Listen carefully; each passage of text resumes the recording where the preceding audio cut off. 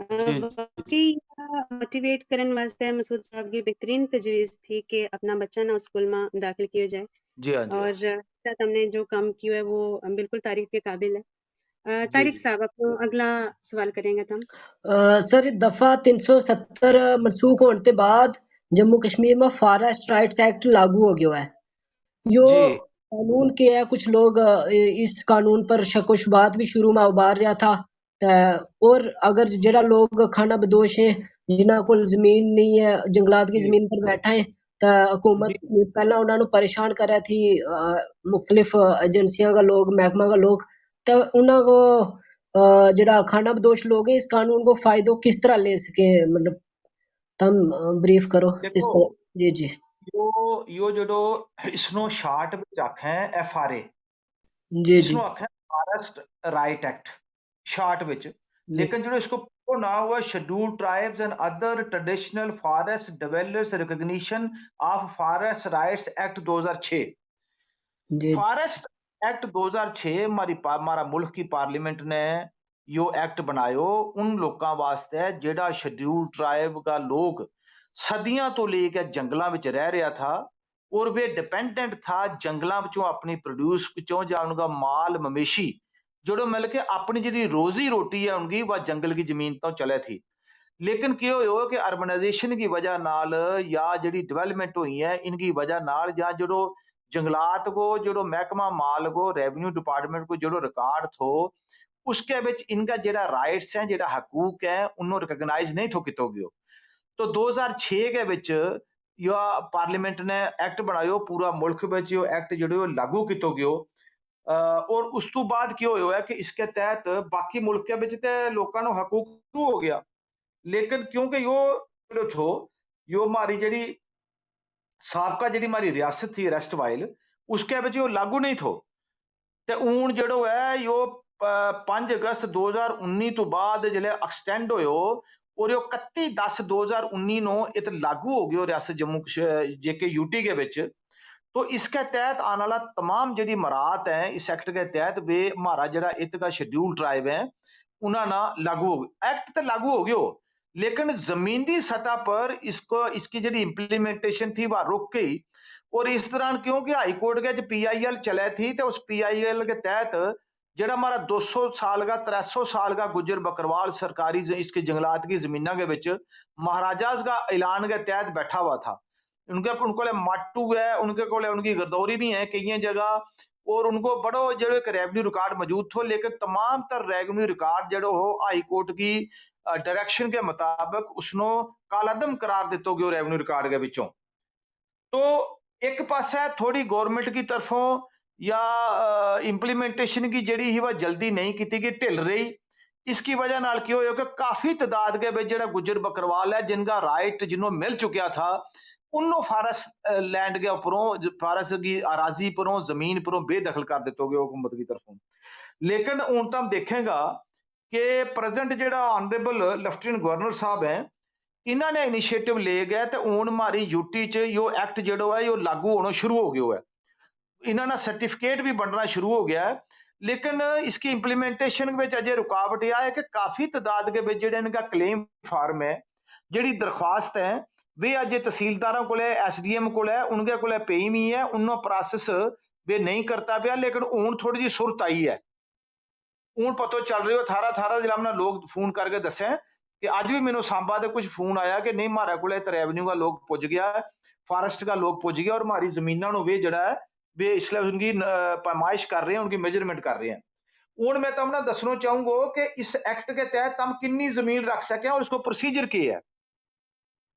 देखो तुम 4 हेक्टेयर तक एक जो शेड्यूल ट्राइब है वो जमीन रख सकते 4 हेक्टेयर जेडी हुई है वह 10 एकड़ हुई 80 कनाल तक तुम रख सके। अगर थारे को 80 कनाल को कब्जो है तो तुम ना 13 दिसंबर 2005 तो अगर थारो कब्जो है तो तम रिकॉर्ड होना जरूरी नहीं गरदौरी के विच कब्जो होना जरूरी नहीं। रूल के तहत ऐसी शराइत दसी गई है सेक्शन 13 के तहत कि केड़ा केड़ा डॉक्यूमेंट है जिनका गरदौरी है माटो है मैप है जमाबंदी है जहां कोई कोर्ट को ऐसा नोटिस है या फॉरेस्ट डिपार्टमेंट को ऐसा नोटिस है जिस तो तम यह चीज साबित कर सकें कि उस बकरवाल को या गुज्जर को कब्जो जो है वो 13 दसंबर 2005 तो पहला है तो वो आदमी जो मुस्तहिक है इस राइट नु लैंड वास्ते। लेकिन इसका नाल यह चीज है कि जब तक इनका राइट जेड़ा उनकी पूरी वेरिफिकेशन हकूक की पूरी वेरिफिकेशन पूरी तस्दीक नहीं हो जाती तद तक हुकूमत जेड़ी है वक्त की या कोई भी फॉरेस्ट डिपार्टमेंट को या कोई भी रेवेन्यू को जो ऑफिसर है वो इन्होंने शेड्यूल ट्राइब ना इस जगह तो कढ़ नहीं सकते।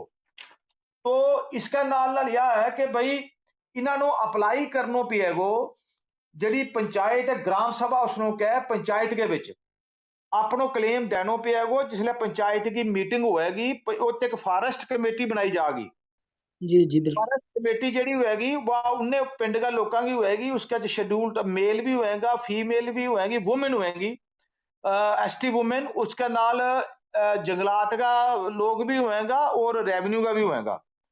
तो क्लेम जो है वो इंटरटेन करेगी हमारी पंचायत फॉरेस्ट कमेटी मिल गए रजिस्टर होएगा उसके बच्चे इनकी दरखास्त लीती जाएगी और दरखास्त लैन तो बाद 3 महीना के अंदर जी फॉरेस्ट कमेटी है फॉरेस्ट राइट कमेटी है और पंचायत है या मिल गया उसको डिसाइड करेंगी 2/3 2/3 मेजॉरिटी होएगी जिसको केस पर रिकमेंड करेगा कि इस बंदा को जो केस है यो ठीक है जिसले इसको राइट मिल जाओ तमना हमारी कौम ना तो फिर जो डिस्ट्रिक्ट कलेक्टर है डिप्टी कमिश्नर है उसको सर्टिफिकेट दिया जाएगा राइट्स को यो जो हकूक है यो ट्रांसफरेबल नहीं है यो तम बेच नहीं सकता तम इसनो लेकिन हेरिटेबल है क्योंकि इसको अगर तम कोई मर जाए एक आदमी ए जिसका नया इसनो राइट्स मिला हुआ है तो उसका बच्चा नो भी इसका राइट मिलेगा। मिसाल का तौर पर अगर तारो तम मस्ते क्या 80 कनाल वास्ते है लेकिन कब्जो थारो मौका पर है 20 कनाल तनो जो एक्चुअल कब्जो 20 कनाल है उससे को राइट मिलेगा लेकिन तम यह नहीं क्लेम कर सकता कि हमारी 80 कनाल पूरी करो जंगलात विच। तो जो थारो कब्जो है किसी भी हमारा उसको बरादरी का बंदा को उसनो ये मिलेगा। तो फर्स्ट जी दिसंबर ही 2020 उस वेले गवर्नमेंट ने एक कमेटी बनाई है उस कमेटी नो आर्डर कढ़ियो गवर्नमेंट ने या UT level monitoring committee sub divisional level committee है और डिस्ट्रिक्ट लेवल कमेटी है। जी पंचायत है जिसनों ग्राम सभा के इन सारा लोगों की एप्लीकेशन प्रोसेस कर गए या अगे दिएगी एसडीएम नो एसडीएम जो है फिर वेरिफिकेशन करवा गए अपना अफसर के जरिए मौका पर विजिट कर गए देख के इनका क्लेम फिर यह जाएगी डिस्ट्रिक्ट कलेक्टर के को और डिस्ट्रिक्ट कलेक्टर को जो ऑर्डर निकलेगा वो जो है उनका हकूक की रिकग्निशन होएगी और उसना रेवेन्यू रिकॉर्ड के विच लाल स्याही नाल एंटर कर गए तो जो भी बंदो शेड्यूल ट्राइब को हकूक हासिल करना लो है उसको दितो जागो लेकिन जो हकूक है यो स्पाउस के ना होगा मियाँ बीबी दोनों का नाम होएगो एक छड़ा के नाम मर्द के नाम नहीं होएगो। तो 2 किस्म का हकूक है एक है कम्युनिटी को हकूक है एक इंडिविजुअल है। कम्युनिटी के मिसाल का तौर पर तलाव है या मस्जिद है या प्ले ग्राउंड है या कब्रिस्तान है या शमशान घाट है या कैसे जैसी भी जी पब्लिक जी यूजर की जी चीज है वो हो गया कम्युनिटी राइट। जी जी वो कम्युनिटी राइट मिलेगा बाकी जो इंडिविजुअल है फर्ज कितो एक बंदो ए है उसके को 30 कनाल जमीन है जंगलात की उसनो इंडिविजुअल राइट दितो जाओ। तो इसके नाल जितनी भी उसकी फॉरेस्ट प्रोड्यूस जड़ी है जड़ी बूटियां या जितनी भी चीज जड़ी है नेचुरल जड़ी जंगली चीज जड़ी है वो पैदा हुए हैं जड़ी बूटी है या मदनियात है उनके थल्ले जो कोई उनके पर शेड्यूल का ट्राइब्स को जो एक्सक्लूसिव राइट हुआ है वो पहला जड़ी चीज बैन थी वे चीज जड़ी है इनके पर हक नहीं थो मारो लेकिन हूं जो है इस एक्ट के तहत और रूल्स के तहत हक जो है दे दितो गयो है। इसका नाल एक जिम्मेदारी आ लगाई है कि तम जो फ्लोरा एंड फाना है जेड़ा कंजर्वेशन है जी वाइल्ड लाइफ की इसना भी जो शेड्यूल ट्राइब है जिन्होंने हकूक मिलेगा भी उसना प्रोटेक्ट करेगा। तो ये काफी सारी चीज जी है और जी ग्राम सभा है या जो सब डिविजनल मजिस्ट्रेट है सब डिविजन मजिस्ट्रेट का नाल एक फॉरेस्ट उसका इक्विवेलेंट ऑफिसर हुआ वो जो फॉरेस्ट राइट के तहत लोगों डॉक्यूमेंट मैप उनकी जमीन की मेजरमेंट इस सारी लॉजिस्टिक सपोर्ट है ये सारा ये अफसर देगा ताकि इनका जो क्लेम है वे अच्छा तरीका नाल ਜਿਹੜਾ ਹੈ ਵੀ ਗਵਰਨਮੈਂਟ ਨੂੰ ਭੇਜਿਆ ਜਾ ਸਕੇ, ਡਿਸਟ੍ਰਿਕਟ ਕਲੈਕਟਰ ਨੂੰ ਭੇਜਿਆ ਜਾ ਸਕੇ। ਕਾਫੀ ਲੋਕਾਂ ਨੂੰ ਇਸ ਫਾਰਮ ਭਰਨ ਦੇ ਵਿੱਚ ਪਰੇਸ਼ਾਨੀ ਆ ਰਹੀ ਹੈ। फार्म थोड़ा जो डिफिकल्ट है, लेकिन उसका नाल लोगों को ट्रेनिंग भी दी गई है। और अगर किसी ग्रां के विच कोई बंदो इसका वास्ते नहीं पहुंचियो तो लोगों को जाके तहसीलदार को और उस कंसर्न SDM को या उसके नाल ADC भी जड़ा है वे भी जा सके इसके नाल। तो सब तो जो बेसिक काम है, शुरुआत जी है वह ग्राम सभा करेगी। अगर किसी नो कोई इसका एग्रीव्ड है इस आर्डर है, SDM का आर्डर थे, वो इसकी अपील कर सके कलैक्टर को। तो कलैक्टर को आर्डर जो फाइनल होएगा उस तो बाद फिर अगे जी है वो उसके फर्दर हाई कोर्ट है या अगे गवर्नमेंट जी है वो अपॉइंट करेगी किसी अथॉरिटी ना। तो जो आर्डर गवर्नमेंट ने मॉनिटरिंग कमेटी जी बनाई है या हेडेड बाय चीफ सेक्रेटरी है, इसके रेवेन्यू डिपार्टमेंट का लोग है, फॉरेस्ट को सेक्रेटरी है, रूरल डेवलपमेंट को है, ट्राइबल वेलफेयर जो है, प्रिंसिपल चीफ कंजर्वेटर फॉरेस्ट है, तो पंचायत का लोग है। 3 मैंबर इसके विच नॉमिनेट होएगा जेड़ा शेड्यूल ट्राइब पर काम करता रहा है, जिन्हें कोई सोशल सर्विस की भी है। इस जी है यूटी लेवल की कमेटी है। तो सिमिलर जी है डिस्ट्रिक्ट लेवल की कमेटी है और सिमिलरली जी है इसी तरह जी है या सब डिवीजन लेवल पर कमेटी है। तो ये कमेटी जी है ये जाके देखेंगी और मौका पर जो प्रोसेस है वो शुरू हो गया है। तो 10-12 चीज उन्हें डॉक्यूमेंट सबूत का तौर पर मंगया है रूल के तहत। तो इस रूल के विच यो है कि तम जाके कोई भी 13 डॉक्यूमेंट इन्हें सबूत मंगया है, इनके विचों कोई भी 3 सबूत तम अगर पेश कर देगा अपना पोजेशन के वास्ते, तो वो जो थारो पोजेशन जो उस डेट तो पहला को कट ऑफ डेट जी है क्रूशियल डेट है उस तो पहला मनियो जाओ। लेकिन मिसाल का तौर पर अगे किसी को ऐसी कोई चीज है ही नहीं। तो फिर एंथ्रोपोलॉजिकल सर्वे एक हुआ है जो गवर्नमेंट करे दरख्तों के जरिए जहां जी वो हार्टिकल्चर करेगा, दरख्तों को देख के जिसको एक शेड्यूल ट्राइब है उसकी दरख्त है उसकी जमीन के बिच या उसको जो बन्नू है जो उसने कोट बने हुआ है इसकी उम्र कितनी है जिस तो यह लगे। एंथ्रोपोलॉजिकल अलग देखेगा, दूसरा गवर्नमेंट का डिपार्टमेंट अलग देखेगा जिससे यो साबित हो जाए कि यो इसको कब्जो है। तो ये सारी चीज जी मोटी मोटी चीज मैं तुमने दसी है। तो फॉरेस्ट राइट की जी इनिशिएशन है, जी इसकी फिजिकल वेरिफिकेशन है, वह फॉरेस्ट राइट कमेटी बनेगी जी ग्राम सभा के विचों मेंबरों की बनी हुई होगी। तो अगे तो हम इसके जो है सारा पटिशन वगैरह कर सके, कोई भी गवर्नमेंट को सर्वे है, सेटलमेंट को गवर्नमेंट रिकॉर्ड है, गवर्नमेंट अथॉरिटी का कोई डॉक्यूमेंट है, वोटर लिस्ट है, आइडेंटिटी कार्ड है, राशन कार्ड है, पासपोर्ट है, हाउस टैक्स है, तो ये फिजिकल एट्रीब्यूशन भी इसकी देखी जा सके। या कोई जुडिशियल या कासी जुडिशियल हेलो जी जी जी हाँ जी जी आर्डर वगैरह तो ये है। तो यो है आज को जो मारो बर्निंग जो इसलिए मुद्दों पूरी यूटी के चल रहे हुआ है वो है कन्फर्मेंट ऑफ फॉरेस्ट राइट्स। तो जिन लोगों ना इसकी कोई मुश्किल आ रही है उस एरिया में जामे। अब मैं खुद भी कल मीटिंग की है अपना वकीलों नाल, ਜਿਹੜਾ हमारा गुजर कम्यूनिटी का वकील है हाई कोर्ट विच ते जां ਜਿਹੜਾ अलग अलग इत्थे प्रैक्टिस कर रहे हैं रजौरी पुंछ तो डोडा तो जम्मू तो कठुआ तो, मैं उन्होंने कहो कि तुम अपना अपना एरिया में जाके अपना अपना इलाका में जाके फार्म भरने के विच इन लोगों की मदद करो, डॉक्यूमेंट कलैक्ट करने की मदद करो। जित किते रुकावट आवे SDM को जानो पे है, DC को जानो पे है, या रिप्रेजेंट करनो पे है स्टेट अथॉरिटीज के को इसके यूटी को वो हम करांगा। तो गुजर देश चैरिटेबल ट्रस्ट को ताने सवाल किया है, देखो वक्तन फवक्तन जो है हम इसका काम नु करता रहे, हमने मतलब के रिप्रेजेंटेशन मारी जामे, कम्युनिकेशन मारी जामे, हम वक्तन फवक्तन जिला LG साहब को मिलिया, हमने दितो अपनो मेमोरेंडम दितो, फिर हमने प्रेस कॉन्फ्रेंस की कि भाई ठीक है तो हमने प्रोसेस इनिशिएट किया है, लेकिन अजे भी बड़ी तादाद के विच एप्लीकेशन जी है इनका क्लेम जो पेंडिंग है उन्हें एक्सपीडाइट किया जाए जी। जी सर, कुछ लोगों को सवाल ये है कि उन्हें को 100 साल को कब्जो है लेकिन प्रूफ कोई नहीं, हाँ तभी जी हाँ लोग जी के जब सबूत के बगैर कुछ नहीं जी उसके विच भी मैकेनिज्म एक्ट के रूल के विच कि जी उस इलाका का जिनकी उम्र बंदा की 80 साल है 75 साल है जो सीनियर सिटीजन है या पंच सरपंच जरा उसका उस इलाका का, अगर वे बयान दे दें कि वाकया ही मैं तुमने क्यों ना कि एक प्लानिंग वाला भी देखा है और हार्टिकल्चर वाला भी और दूसरा भी जो दरख्त है उनकी उनकी उम्र भी असैस हुआ है। जो थारा पत्थर है तो हमने देखा ज्यादातर रूरल एरिया ਜਿਹੜੀ ਪੱਥਰਾਂ ਦੀ ਬਾੜ ਬਣਾਈ ਵੀ ਕਾਲਾ ਹੋ ਚੁੱਕਿਆ ਪੱਥਰ। तो जी लाहौर हाई कोर्ट की मैं तुहानू दसूं कि 1933 के विच एक बंदो थो जो मैं केस अक्सर हम साइट करा हूँ हाई कोर्ट के विच उसको कोई रेवन्यू रिकॉर्ड नहीं थो। तो कोर्ट ने क्यों ठीक है रेवन्यू रिकॉर्ड नहीं है लेकिन इसकी जमीन का जो दरख्त है उन तो दसो कि इसको कब्जो किनो पुराना हो सके। तो रिपोर्ट आई जी कि कोई 150 साल पुराना या 100 साल पुराना ये दरख्त है। तो उस आदमी को कब्जो यो इस किस्म को प्रोविजन इस एक्ट के विच भी है।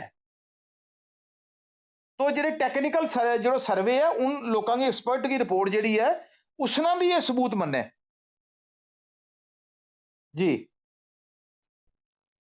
जी सर, यो बिल्कुल थारो एप्रिशिएबल कदम है कि तुमने कोई मीटिंग की और दूसरा वकलाना भी समझायो कि वे भी अपना इलाका में इसकी इंफॉर्मेशन दें और जी बहुत आसान फहम लगता मां और बड़ी तफसील नाल तुमने इसको जवाब दियो। जी जी बिल्कुल जी सारा ना समझ आई होएगी इसकी। इसके नाल ही बहुत अच्छा और मुअज़्ज़ज़ सामीन हमारे नाल जुड़िया हुआ है। जी फर्दन फर्दन नाम लेना ते ज़रा मुश्किल है, जी मगर जी हूँ बहुत मशहूर हूँ कि तुम हमेशा हमारो हौसलो बधावें और अपना कीमती वक़्त मानते हैं हमारे वास्ते वक़्त कढें। बहुत शुक्रिया जी हमारे जी नाल जुड़िया रहो, तमना इंशाल्लाह अच्छी जानकारी मिलेगी। जी तारिक साहब अगलो क्वेश्चन करो। जी सर मेरा फॉरेस्ट राइट्स एक्ट ते रिलेटेड ही है कि पिछले दिने एक सांबा कठुआ में एफआरए कमेटी में गुजर कम्युनिटी को कोई रिप्रेजेंटेटिव नहीं था। तो जी जी उस जी सूरत हाल में किस तरह कम्युनिटी का लोगों ने उसमें नुमाइंदे शामिल किए जा सके अगर लोग। अगर कोई आदमी जड़ो है गुजर बकरवाल को उस कमेटी के विच नहीं है जी जी तो डिस्ट्रिक्ट कलैक्टर को जाग है तम जड़ा है उसके विच पंचायत के विचों दूसरा एरिया विचों भी जड़ा गुजर बकरवाल है जां उन्हों तो एसोसीएट किया जा सके नाल जो डिस्ट्रिक्ट कलैक्टर इस चीज ना कर सके। मतलब है कि उनको कोई मेंबर अगर नहीं आयो तो तम नाल की पंचायत विचों या दूसरी पंचायत के विचों भी उनको कोई नुमाइंदो जड़ो है पंचायती राज विच जां उस तहसील विचों वो तहसील जी लेवल जी भी लिखियो पंचायत विच और तहसील लेवल को कोई भी आदमी स्केच हो सके। सपोज एक जी पंचायत विच गुजर हैं बकरवाल हैं लेकिन उनको इलेक्टेड रिप्रेजेंटेटिव कोई नहीं जी तो जी अगर वह जो फॉरेस्ट राइट कमेटी बनी है उसके विच नॉमिनेशन हो सके। जी जी शुक्रिया। तारिक साहब अपना अगलो क्वेश्चन करो। जी तारिक भाई। अगलो सवाल मेरो जी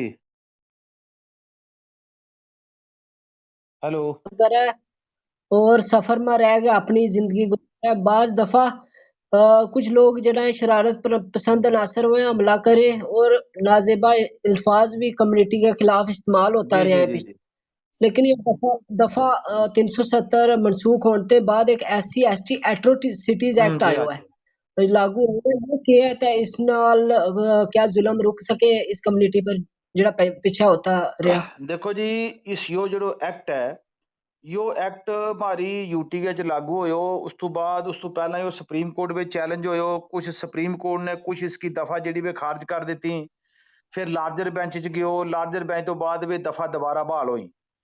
तो इन शॉर्ट जो यो एक्ट है क्योंकि अगर तम किसी आदमी ना बकरवाल का नाम पर ले गया या गुज्जर का नाम पर कर गया उसकी लिंचिंग करें या इस तरीका इसका जाती जात का तौर पर सब कास्ट का तौर पर अगर तम उसके ऊपर ज्यादा कोई आदमी करे तो उसके खिलाफ जड़ी मारो जो इंडियन पेनल कोड है या इस तो पहला रमील पेनल कोड थो हमारी स्टेट में यूटी तो बाद इंडियन पेनल कोड आ गया है उसकी दफा तो लगनी लगनी है और उसकी दफा तो इन एडिशन जड़ी है जो SC/ST एट्रोसिटीज एक्ट 1989 है अगर इसकी दफा लगेगी उसके नाल क्यों है क्योंकि स्पेशल ट्रायल हुआ उनका जज स्पेशल हुआ है यो स्पेशल जज ट्रायल है स्पेशल सेशन ट्रायल है।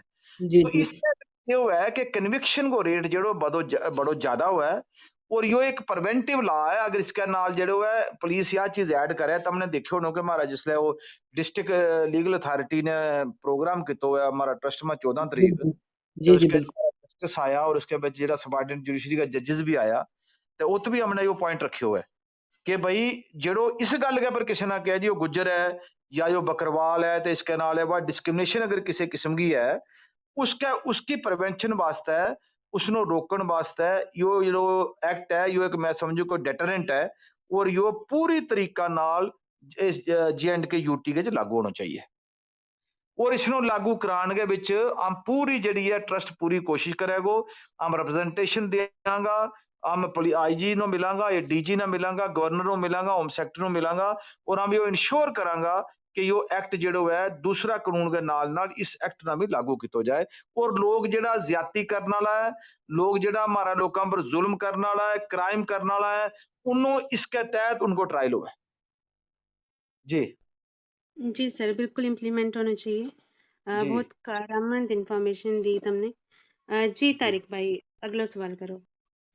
सर आजकल एक तशवीशनाक मामलो जो बड़ो सुर्खियां में आया कि जम्मू कश्मीर में बड़ा पैमाना पर जाली सर्टिफिकेट बनाया गया है, जी जिसकी वजह से खाना बदोश गुजर बकरवाला का हकूक पर डाको पै रहा है। तो इस नोयत का जड़ा मामला है, तुमने अदालत का अमा भी ऐसा मामला की पैरवी की है, इन्होंने हक विच तुमने काफी काम किया है।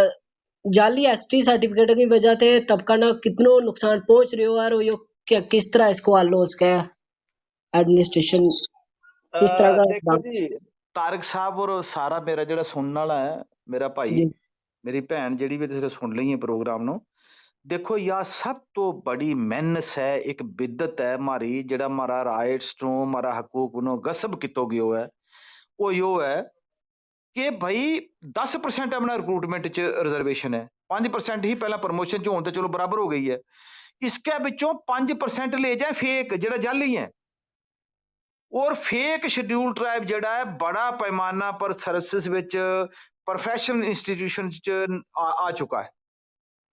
तो हमने बड़ी कोशिश की थी, हमने 1997 तो 95 तो ले गया कोशिश हमने शुरू कर दी, गुज्जर यूनाइटेड फ्रंट बनायो इससे वास्ते तो गुज्जर यूनाइटेड फ्रंट ने कोशिश कर गया, कोई 12-15 वे लोग था जिहड़ा मेडिकल कॉलेज में आ गया था, और वे हमने कोशिश कर गया, सारा ट्रस्टीज ने हमने DCआं को हाई कोर्ट तक केस लड़ गए, हमने वे लोग बाहर कढ़ाया। लेकिन क्योंकि कश्मीर वैली के ये सर्टिफिकेट बड़ा पैमाना पर जारी होया है, उसकी वजह यह थी कि भाई वो थी मिलिटेंसी, तो मिलिटेंसी की वजह नाल जो है कि बड़ा पैमाना पर भी सर्टिफिकेट लोगों ने ले गया, और लोग जो भी सर्विसेज में दाखिल हो गया है, प्रोफेशनल इंस्टीट्यूशन दाखिल हो गया है। मैं 2009 के विच अनवर चौधरी, मोहम्मद अनवर चौधरी वर्सेस स्टेट मैं एक PIL की, PIL के विच एक केस होयो पूरी कंट्री के विच कि हो कि एक स्क्रूटनी कमेटी बनाई गई है।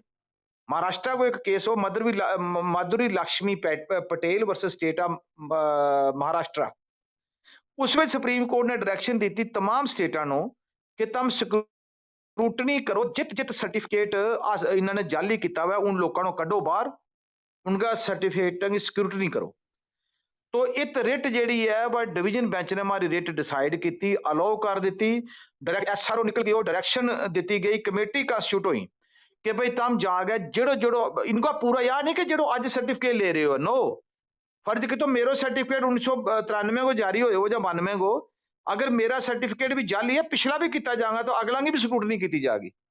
उस स्क्रूटनी च क्या है कि एक SSP विजिलेंस, एक डिविजनल कमिश्नर, एक डायरेक्टर ट्राइबल वेलफेयर, ते दो उसके नाल बे लोग जेड़ा एक्सपर्ट होएगा, जेड़ा गुज्जर कम्युनिटी का जेड़ा सारी चीज जानता होएगा, इनका इनकी इनकी जो सब कास्ट है उनका बारह, क्योंकि सारी जेड़ी चीज है यो इशू है सब कास्ट को, जेड़ी हमारी जात है, जातां के ऊपर इन्होंने क्या काम किया हुआ है कि अपना जाली रेवन्यू रिकॉर्ड के टैंपरिंग कर गए, और हमने देखनी है लास्ट ड्रांट जमाबंदी, अगर 1955 की जमाबंदी के विच जा 2002-47 तो पहला 1942 अगर उस जमाबंदी के विच लफज गुज्जर है तो फिर वे एलिजिबल है शेड्यूल ट्राइब सर्टिफिकेट का, अदरवाइज नहीं।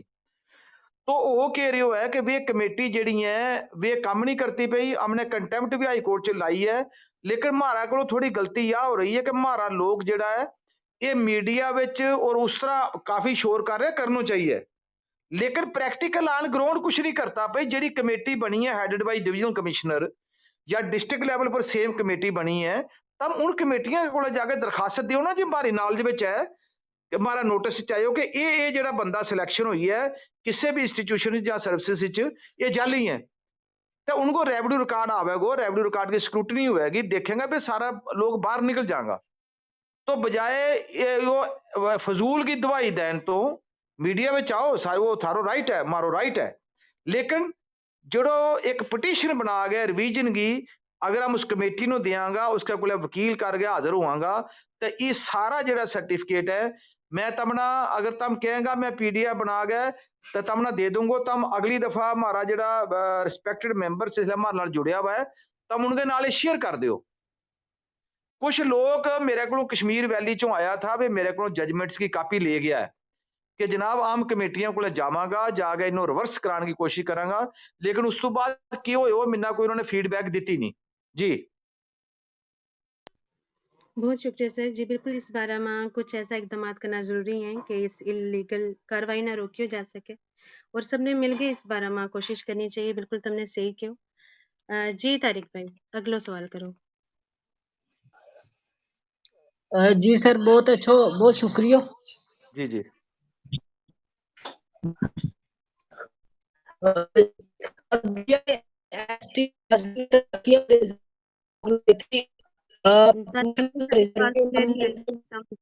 तारिक भाई सारी आवाज क्लियर नहीं।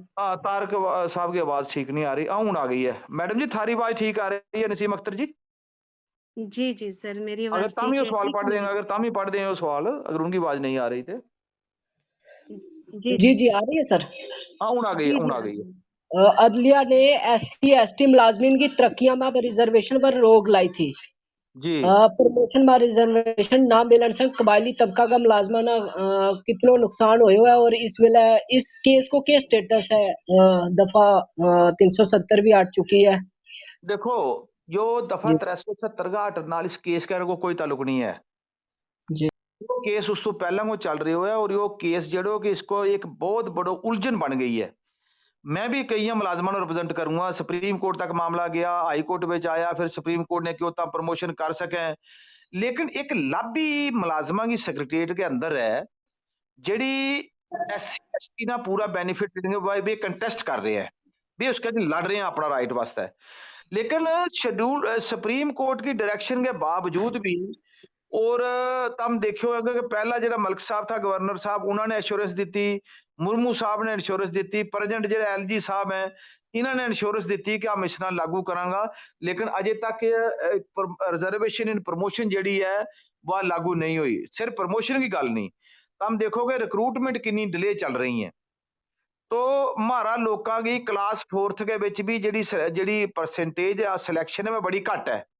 इस वास्ते घट है कि हमारा लोगों ने कंपीटिशन की तैयारी की कोई नहीं रिटन टेस्ट होया क्योंकि पहला इतना सारा इस तरह इंटरव्यू लियो बंदा सदो तो नौकरी दे दो। तो हमने चाहिए कि अपना लोगों वास्ते जड़ा है ये बच्चा जड़ा हमारा अपीयर हुआ है ये प्रॉपर कोचिंग करके अपीयर हुएगा तो वक्त जो है सारी चीज चेंज हो गई है पूरा सिस्टम चेंज हो गया तो फिर इनकी सिलेक्शन हो सके।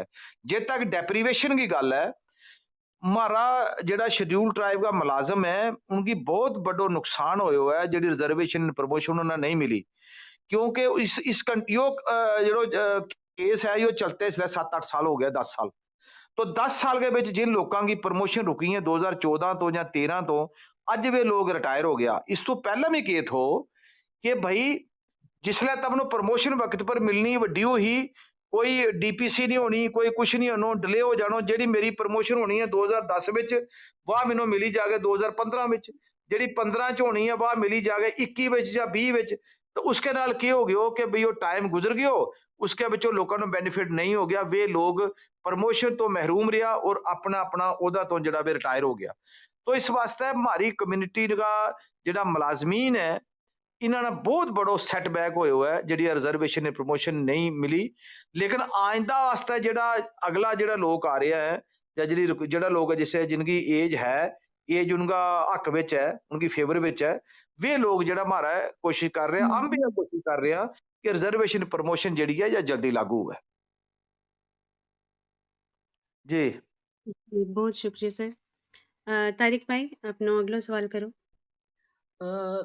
ऑडियंस का काफी ज्यादा सवालात है इस वास्ते मैं मुख्तसर करूँ और लास्ट सवाल पूछूं उसके बाद हम ऑडियंस नु भी ले आऊंगा और शायद साहब ना भी ऊपर दावत देंगा कि मैं भी चंद जी गल हमारा प्रोग्राम में रखे। हाँ जी सर हाँ जी तुमने गल की डिस्ट्रिक्ट लीगल सर्विसेज अथॉरिटी तुमने प्रोग्राम भी जी हाँ करवायो हाँ तो जी हाँ जी यो ये जो अथॉरिटी है गुज्जर बकरवाला ना इनका हकूक दवान में और कानूनी इमदाद दिवान में की रोल अदा कर सके और आम आदमी इन तक राबतो करने वास्ते किस तरह उन तक पहुंच सके? देखो अबरार साहब, सारा जिहड़ा सुनने वाला साथी है रो खास मकसद ट्रस्ट के विच ये किते दूसरी जगह प्रोग्राम करें था। तो मैं एक कोशिश कर गया, मेरा साथियों ने कोशिश कर गया, हमने यो प्रोग्राम रखायो कि चलो हमारा जिहड़ा शेड्यूल ट्राइब का लोग है इन्ना लीगल अवेयरनेस होनी चाहिए। देखो ਜਿਹੜੀ डिस्ट्रिक्ट लीगल सर्विसेज अथॉरिटी है या यूटी का हर एक डिस्ट्रिक्ट विच है। फिर एक यूटी लेवल पर है जिहड़ी है वह स्टेट लेवल पर यूटी लेवल पर जिहड़ी है लीगल सर्विसेज अथॉरिटी है, जिसका इसलिए जिहड़ा एग्जीक्यूटिव चेयरमैन है the honourable justice Ali Mohammad Magray साहब है, जिहड़ा 14 तारीख को हमारा ट्रस्ट में आया था हमारा प्रोग्राम में। यो बेसिकली उनको प्रोग्राम थो। देखो हमारा जिहड़ा गुज्जर बकरवाल है या दूसरा जिहड़ा शेड्यूल ट्राइब है या शेड्यूल कास्ट है, इन्हां ने इस चीज को पतो ही नहीं है या दूसरा लोगों को भी है। देखो यार ये जिहड़ा इनकी जिहड़ी कानूनी मदद है वह सिर्फ SC ST वास्ते नहीं है, लेकिन SC ST वास्ते उन्होंने क्यों है कि इन्होंने ज्यादा वो देनी है, अहमियत देनी है, तवज्जो देनी है। तो एक इनके को पैनल लायर्स हो है, फर्ज की तो कि कोई ऐसो SC ST या वुमेन डोमेस्टिक वायलेंस का है, नेग्लेक्ट है औरतों को, उन्होंने जड़ा उनका हस्बैंड है वे खर्चो नहीं देता, तो या उन्हें किसी और किस्म की परेशानी है, उनको पैसा नहीं है, वे डिस्ट्रिक्ट लीगल सर्विस अथॉरिटी को जा गए अपनी एप्लीकेशन दे, और तहसील लेवल पर भी ये कमेटी है। तो उतो थानू फ्री मारा जड़ा लोग है इन्हों फ्री वकील मिलेगा, उन्हों पैसों गवर्नमेंट देगी और हर किस्म की लीगल असिस्टेंस है, पर तब कोई जमीन की गर्दौरी नहीं देतो, कोई थारो इंतकाल नहीं करतो, कोई थारी एग्जीक्यूशन पिटीशन है वह उसनो एग्जीक्यूट नहीं होतो, कोई थारो क्लेम रुकियो हुआ, कोई थारी जमीन का पैसा रुकिया हुआ, थारो को वकील नहीं है। तो तम जाकर district services legal services authority ना करो, बे तमनो वकील भी देगा और फिर मॉनिटर करेगा, फिर भी अफसरां सदे, फिर मीटिंग करे, DC बुलाया जाए, अपना डिविजनल कमिश्नर या जो भी जी फील्ड की एजेंसी है उन्होंने बुला गया, तो फिर हिदायत की जाए, फिर भी रिपोर्ट सबमिट करें कि इसका कित कित केड़ी चीज से रुकावट इसके आगे आ रही है।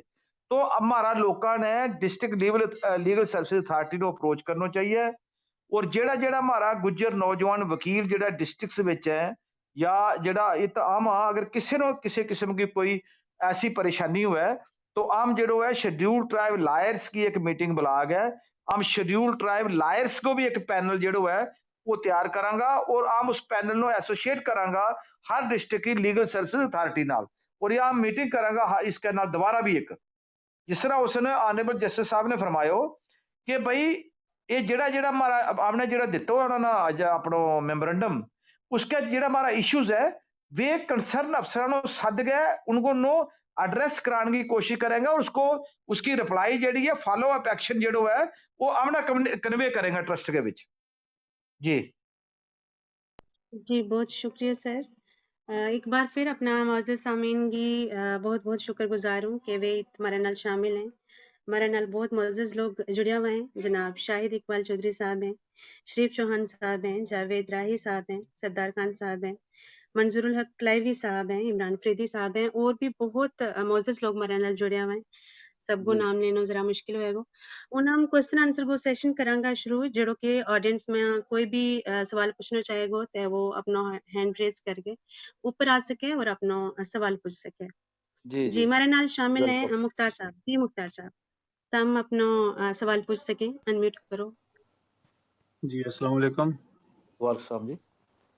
सर जी तुम शुरुआत में गलबात कर रहा था स्कूल के रिलेटेड, चैरिटेबल ट्रस्ट के रिलेटेड। मुख्तार हाँ जी साहब हाँ जी थारी आवाज क्लियर नहीं आती, जी जी आवे मेरी आवाज? तम लीव हाँ जी, आ कर। रही आ रही आ रही आ रही है हेलो जी हुण हाँ जी हाँ जी, आ रही है, लेकिन थोड़ी थोड़ी आवाज बिट कट रही है जी। सर मेरा सवाल ये तो मैं है स्कूल की गल चल रही थी ना जड़ो ट्रस्ट नाल जुड़े हुए, हाँ जी हाँ जी तो इस स्कूल में जड़ा बच्चा है मतलब वे फिलहाल जड़ा मतलब बच्चा पढ़ाई करना वे गुजरा का ही है ST का है या फिर दूसरा बच्चा वे भी है, अगर कोई ST को बच्चों ही तो आना चाहे उस वास्ते फ्री जी ऑफ कास्ट मतलब स्कूलिंग है या कुछ ना कुछ देना दे- भी चार्जेस?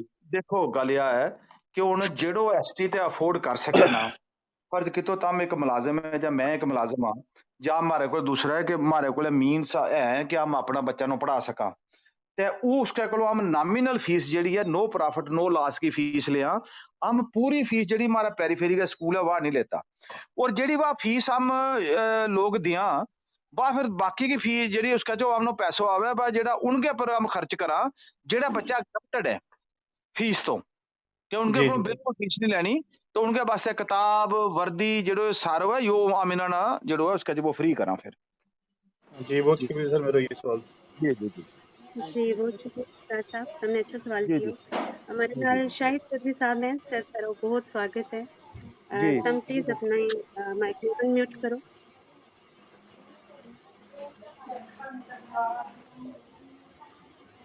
बरखा शुरू जी है। सर। जी जी सर, अस्सलाम वालेकुम शाहिद साहब। शाम वालेकुम जी सलाम तारिक साहब, बहुत जी शुक्रिया। जी जी जी जी सर, सुन रहा था, अपने ख्यालात में इजहार करो सर, मोस्ट वेलकम सर। आज की महफिल का सदर एडवोकेट शाह मोहम्मद साहब और तमाम हाजरीन, शरीफ चौहान साहब और सारा मेंबर्स ने मेरा सलाम। वालेकुम बड़ी सर बड़ी देर तो ख्वाहिश थी देखने वास्ते कि क्लब उस चीज़ की और इस पर वह के है, और आज ही मैं ये ऐप भी डाउनलोड की, तारिक साहब ने इंसिस्ट किया है ज्वाइन करने वास्ते और बड़ा अच्छा लगो इसमें। बहुत बेहतरीन एक प्लेटफॉर्म है, और अपनी तरफों भी यकीन दहानी करना चाहूँगा सारा मेंबर्स ना और ऑर्गेनाइजर्स ना, कि इस किस्म की जी महफिल तुम ऑर्गेनाइज करें, इसमें वक्तन फ़क्तन जुड़े हो जाएगो। बहुत कारामद और कीमती गल एडवोकेट शाह मोहम्मद साहब ने की। हमारा अपना भी उस्ताद है, मैंने याद है कि लगभग 20 साल पहला जिसले हम स्टूडेंट था, उसने ट्राइबल कम्युनिटी वास्ते कि रात भर बैस के वे जी खतो खिताबत करे में था कि बैस के उसकी डिस्कशन प्राइवेटली भी की जाए। तो बहुत बड़ा कंट्रीब्यूशन इनको है। शरीफ चौहान साहब हैं हमारा उस्ताद गाइड रहे हैं स्कूल कॉलेज के टाइम भी, और उस तो बाद भी बहुत बड़ा इनको कंट्रीब्यूशन जो है। मैंने लगा कि इस किस्म की जो इंटरेक्शन है वे बार बार करते रहने चाहिए, और ज़्यादा इसमें नहीं लोग बोलन, क्योंकि आज दिन एडवोकेट शाह मोहम्मद साहब को है। हाल ही में जो हमने सर्वे किया ट्राइबल जी माइग्रेटरी पॉपुलेशन है, उसमें काफ़ी सारी चीज़ कही गई कि भाई विद इन कम्युनिटी या आउटसाइड कम्युनिटी, लेकिन सर्वे जो बन गया है वो, उसमें अगर सिर्फ नंबर्स की गल करें तो दुनिया भर में 27 ममालक ऐसा हैं जिनते ज़्यादा पॉपुलेशन जम्मू कश्मीर में ट्राइबल है वो माइग्रेट करा है। तो जी जी उससे तुम अंडरस्टैंड कर सकें कि कितना चैलेंजेस हैं और कितना आर्टिकुलेशन की ज़रूरत है। आज का ऑर्गेनाइजर्स ने मुबारक देना चाहूँगा, और इस कमिटमेंट के नाल के जिसला भी तुम दावत देगा था जोड़ांगा। जावेद राई साहब ने भी देखा करूँ ये तो बहुत बहुत शुक्रिया। जी जी जी, बहुत शुक्रिया thank you sir. Sir thank तारीफ दोनों भी एक हौसला अफ़ज़ाई है, बहुत शुक्रिया। जी, उनमें शरीफ चौहान साहब ना इल्तमास करूँगी कि वे अनम्यूट करें अपनी माइक और अपना सवाल या तासरात पेश करें। जी सर। जी सर,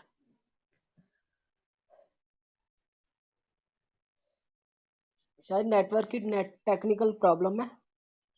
जी, तो जिस वक़्त तक शरीफ चौहान साहब को नेटवर्क ठीक होए, हम खलील साहब ना इल्तमास करांगा कि वे अपनी गल रखें।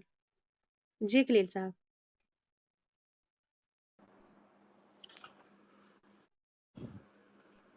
इजाजत है मेरो जी जी माइक जी अनम्यूट सर। हो गया है। जी सर। जी सर।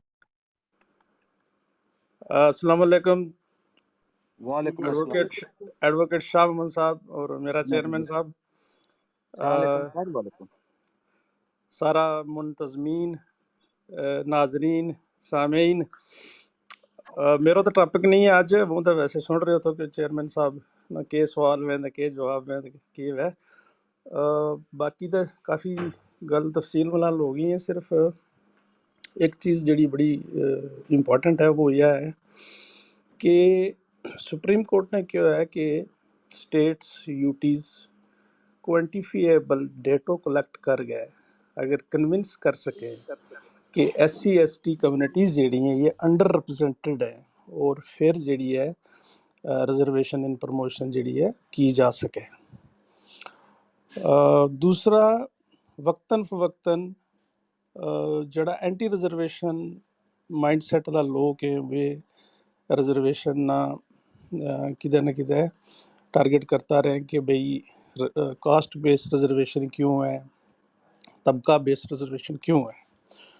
तो मेरा सवाल ये है कि हमने क्या करना चाहिए कि हमारी जी सरकार है वे ये क्वान्टिफिएबल डाटो कलेक्ट कर लें, तो ये दो चीज़ों में हमारा फ़ायदा देगा। एक तो रिजर्वेशन एंड प्रमोशन हमारी रिस्टोर हो जाएगी, और जी जी दूसरा जी हमारी रिजर्वेशन है चल रही है इसकी ज़रूरत है अभी, ये जस्टिफाई हो जाएगा और लोगों का मुंह बंद हो जाएगा।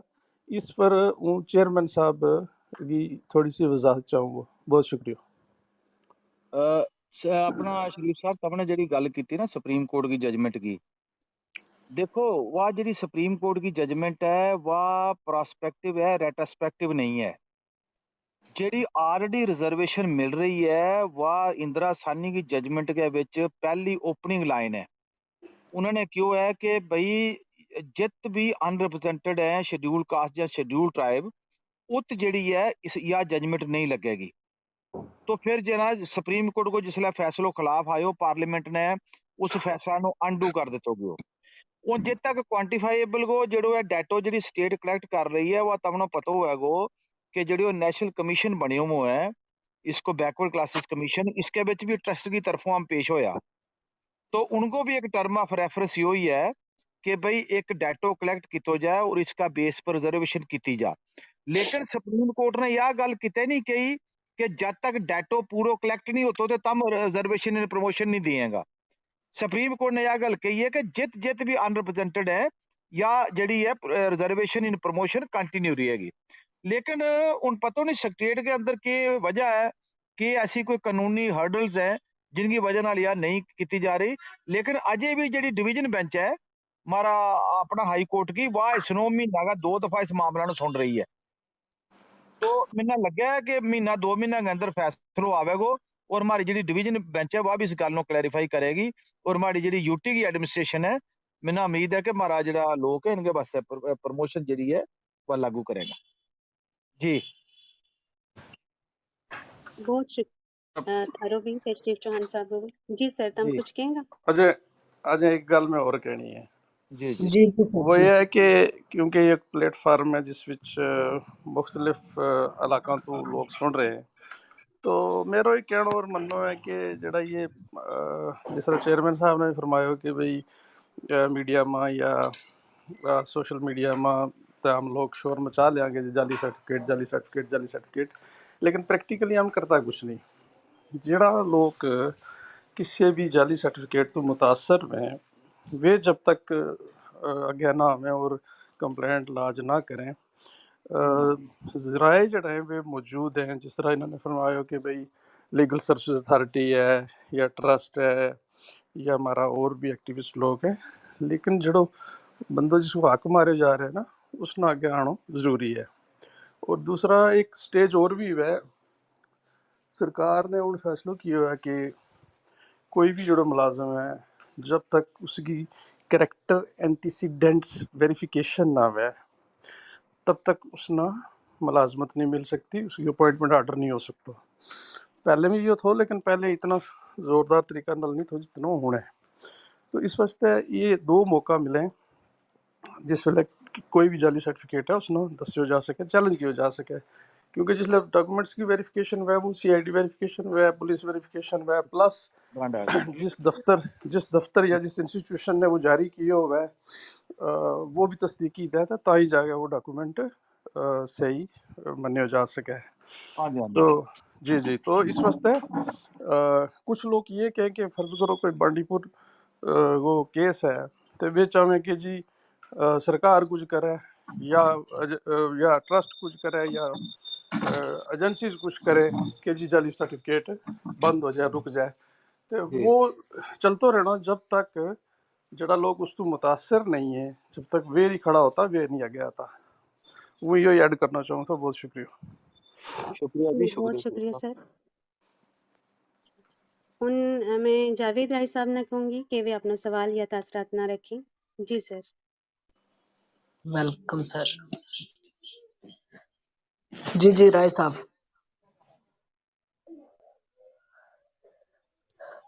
जी माइक